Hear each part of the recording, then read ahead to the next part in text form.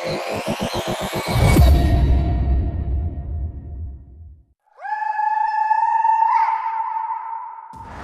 के जाने माने रईस हीरा चंद और उनकी पत्नी सुजाता की चमचमाती महंगी कार बंगाल की एक पुरानी बस्ती की सुनसान गली में एक बेरौनक से पुराने मकान के बाहर आकर रुकती है। सुजाता, ये तुम मुझे किस जगह लेकर आई हो? ये तो कोई गरीबों की बस्ती लगती है, यहाँ ऐसा क्या है? हीरा चंद के कुछ भी समझ में नहीं आ रहा था कि सुजाता उसे ऐसी अजीब सी जगह क्यों लाई है, जिस मकान में दिन में भी अंधेरा दिख रहा था और धुआं उठ रहा था।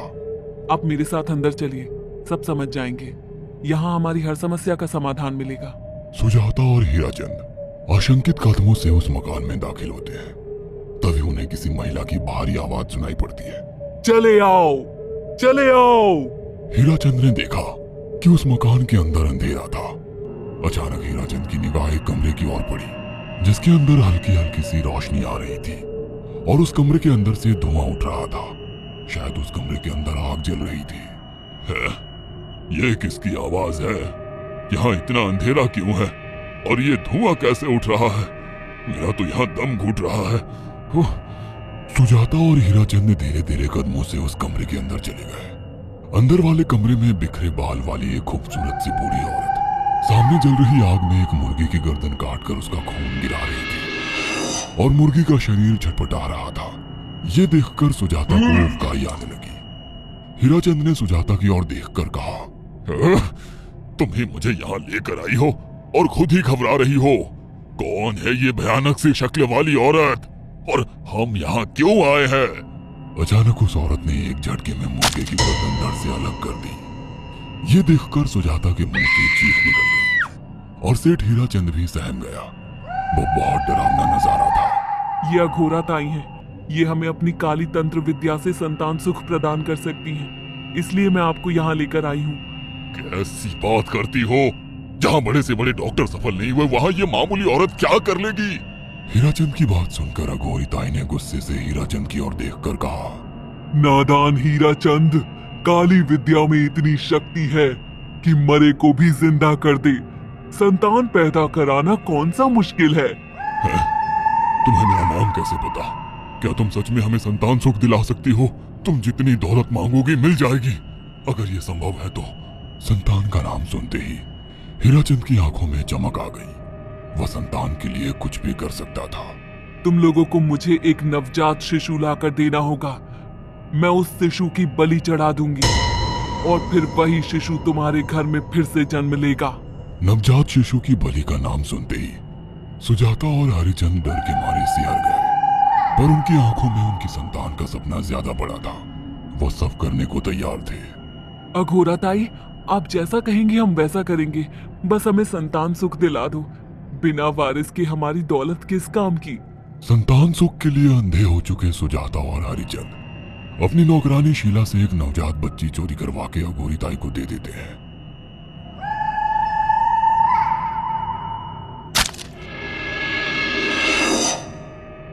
उस शिशु की बलि से सुजाता गर्भवती हो जाती है। देखा आपने अघोरा की तंत्र शक्ति?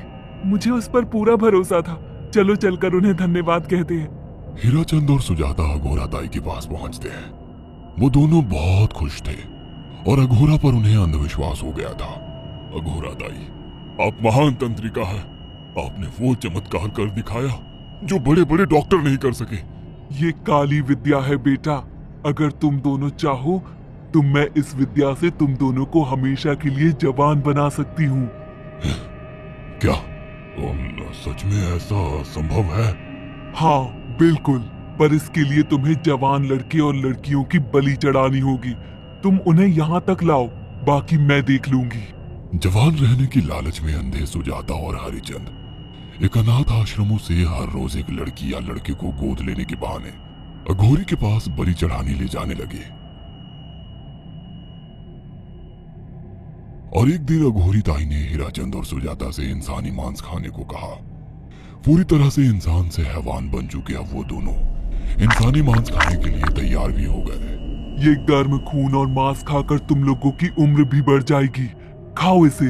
हाँ, सच में ये इंसानी मांस बड़ा स्वादिष्ट है। अघोरा ने अपनी बातों में फंसाकर सुजाता और हरिचंद को नरभक्षी बना दिया था। वो तीनों हर दिन बलि चढ़ाकर खून पीकर मांस खाने लगे। नौकरानी शीला भी नए शिकार लाने में उनकी मदद करती थी, मगर एक दिन शीला को शिकार नहीं मिला। मेम साहब, आज एक भी शिकार हाथ नहीं लगा और मैं बहुत थक गई हूँ और घर जाकर थोड़ा आराम करना चाहती हूँ।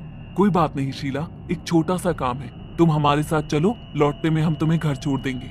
जी मेम साहब। शीला नहीं जानती थी कि शिकार नहीं मिलने से सुजाता और हरिचंद अंदर से बौखला गए थे और उनके दिमाग में एक शैतानी चाल चल रही थी। सुजाता, ये बेहोशी की दवा है। शीला के कार में बैठते ही तुम उसे सुंघा देना। आज हमें इसी की बलि देनी होगी। इसने हमारे यहाँ का बहुत खाना खाया, अब हम लोग इसे खाएंगे। वैसे भी ये आगे चल के हमारे लिए खतरा बन सकती थी।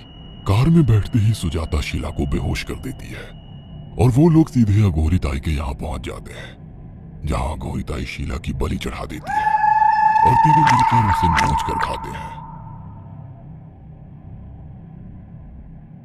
अघोरी ताई, हमको बलि चढ़ाते हुए पूरा 1 साल हो गया है। हमारा बेटा भी साल भर का हो चुका है। अब और कितनी बलि देनी होगी? बस एक आखिरी क्रिया और बची है, उसके बाद तुम दोनों हमेशा के लिए जवान हो जाओगे। कैसी क्रिया अघोरा ताई? 3 दिन बाद सूर्य ग्रहण है, हमें पास के घने जंगल में एक विशेष क्रिया करनी होगी। उसके बाद तुम लोग कभी बूढ़े नहीं होगे। कितना अच्छा होगा, हम हमेशा जवान रहेंगे और सालों साल तक अपनी दौलत से ऐश करेंगे। हाँ, सच कहा। अघोरा ताई ने हमारे हर सपने पूरे कर दिए।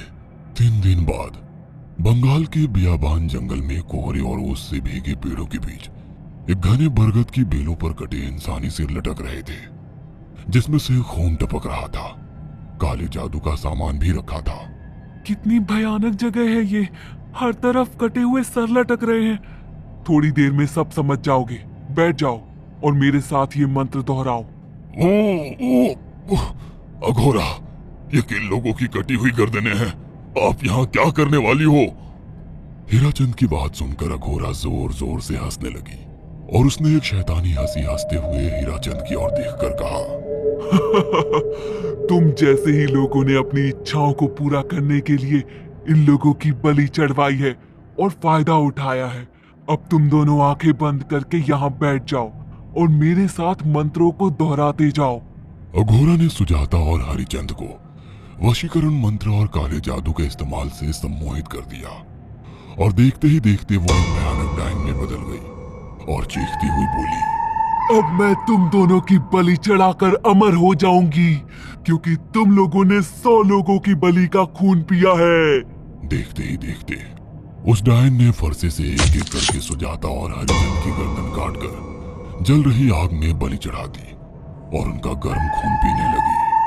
जब तक तुम जैसे मूर्ख और लालची लोग अपने फायदे के लिए दूसरों को मेरे पास लाते रहेंगे, मैं उनका फायदा उठाकर ऐसे ही उनकी बलि चढ़ाती रहूंगी। दरअसल अघोरा एक डायन थी और अपना स्वार्थ पूरा करने के लिए उसने हीराचंद और सुजाता की लालच का फायदा उठाकर उनकी भी बलि चढ़ा दी। बुरे काम का बुरा ही नतीजा मिलता है। अगर आपको हमारी ये कहानी पसंद आई हो तो इसे लाइक और शेयर करना ना भूलें। साथ ही ऐसी और नई कहानियों के अपडेट्स पाने के लिए हमारे चैनल अक्षु टीवी को जरूर सब्सक्राइब करें।